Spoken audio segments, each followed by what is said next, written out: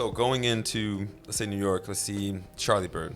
I really want to speak about that because I find that's like, in the modern era, the most attention is on that place. If I talk to anybody, I mention Legacy, there's like, oh, where? And I tell them, oh, okay. I say Charlie Bird, and they go, I got it. Okay, I got it. Pretty much anybody I can talk to. Yeah. So going into that, even who you are before, what was your original vision going in, and like, how did it change, and like, what affected those changes to lead you to pretty much to this point?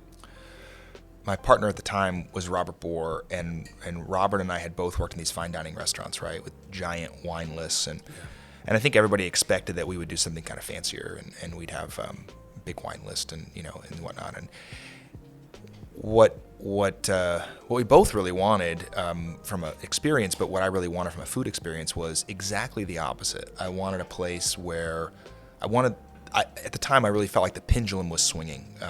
I wanted to go away from the James Beard restaurants and the cover of Food and Wine magazine and the Michelin stars that were being rolled out and whatnot. I was like, man, I don't want any part of that. I wanted to be the avant-garde. I wanted to be the antithesis of that. I wanted to be the jazz player to rock and roll, right? And so I had this vision that we would cook food that would be excellent ingredients, but it was going to go on really kind of crappy plates, like intentionally. That it was going to be really stripped down to where you'd be like, damn, this is great, but you didn't have to pay up for that experience. Right. And at the same time, we really wanted to drink out of great wine glasses and have great wine and take all the experience that we had, but not, do the opposite, not put it into fine dining and white tablecloths, and do the opposite and make it really just fun and cool. At the time, my favorite restaurants were not the top ranked restaurants in New York City. They were not the big box restaurants, if you will. Right. They were not the best restaurateurs that you knew of. I didn't want to do what everyone else wanted to do. I wanted to do something different that was my own. And so Charlie Bird really stemmed out of that. And for whatever reason, we hit a nerve, I think, in the city, but just with my team, with our families, et cetera, was that it was the first of its kind. And so when we opened it, the idea was it was kind of Mediterranean. It was definitely very Italian influenced food. The wine list was much more kind of French focused, with some Italian kind of spotted in. Yeah. And Robert was in the front of house. I was in the back of house. We built the whole thing literally with our hands, and we had one builder. This guy came in and built the whole thing. I mean, it was just cool. And so it was very organic in its approach. Yeah.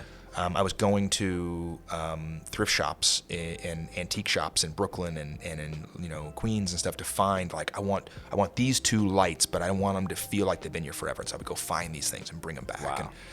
And the music theme really came out of that, because when we were building it and we were there every day, I was down in the kitchen. It was a terrible kitchen, which we really later rebuilt. Yeah, you showed me the the before and after. Yeah, it was nuts. And we were down there and we were listening to old hip hop. It was like fun to listen to great old stuff. Listen to Wu-Tang, listen to Run DMC, like taking it all the way back, and just like Sugar Hill Gang, like all this is kind of like crazy. Just KRS One in there. Yeah, just like, because Robert and I are the same age, but we put it together in a way that was just kind of fun, this whole restaurant. And then the day that we were about to open, the night before, I said, man, you know what? It's funny. We never talked about what music are we gonna play. We put on these like great speakers and we put in more than we could afford in terms of a sound system. Anyway, we ended up playing hip hop, and it was like, look, man, we're gonna play what we've been doing this whole time. We built this restaurant listening to this. This is who we are, and we both love it. Don't deny that. Let's just do it. And so we played it loud and proud, going forward, and we both felt like, I felt like an outsider. And Robert he grew up in New Jersey. He is a New Yorker, but he's never been a New Yorker, right? And so if you're not born here, suddenly people have a chip on their shoulder against you, it's like whatever. And so I think all of us, each of us had our own kind of outlook on it, and it just kind of clicked. I think people got it, and this idea of like, wow, this place is like a party. Yeah.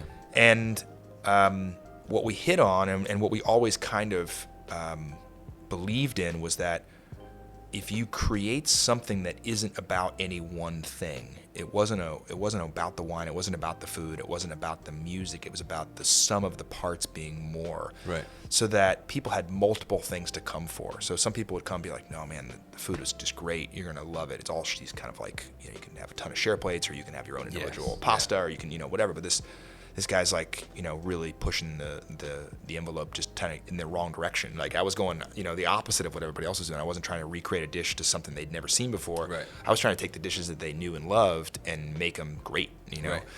And so people would come for the food, or they would come for the wine, or they were coming in because they love music and they sat at the bar and just like, we had suddenly major artists that were showing up. I was like, because I'm not a New Yorker, taking an outsider's look at what New York culture was to create Charlie Bird, I think was one of the few perspectives you can take, because it's almost like if you're too much in there, it's like you're too in it. Yeah.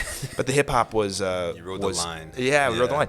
Hip hop was not unique. Other restaurants were playing hip hop. In fact, I think actually ABC Kitchen was actually playing hip hop, but everybody played it a little reserved, a little quieter. Like you said, they edited it and they made sure there was nothing that was too outlandish. We played, I remember the third day, I can still picture it, Wu-Tang, I think it's, Meth for Chef came on.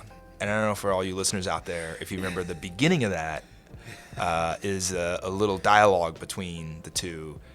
And I looked across the bar and Robert just kind of cracked up. And I was like, is anybody listening to this? I mean, this is beyond foul. This is like pornographic. Like, this is nuts, man. Yeah, exactly. Like... And we just kind of, smiled and nodded, and people ate it up. And, now we actually avoid that song. And a few other songs we really try and edit down so people, we don't want to offend people. But I think that part, the reason I mentioned the art thing is that, but I think that idea is it's supposed to make you feel uncomfortable. And I think if the music stirs emotion in you, then good. That's good. That's what jazz did, right? That was the basis of jazz. Like, people revolted against jazz when it was taking over America. And jazz is America's gift to the music world. Look at it now. It's a big, big, big deal. Yeah, without jazz, you have no hip hop. Without, no. So huge.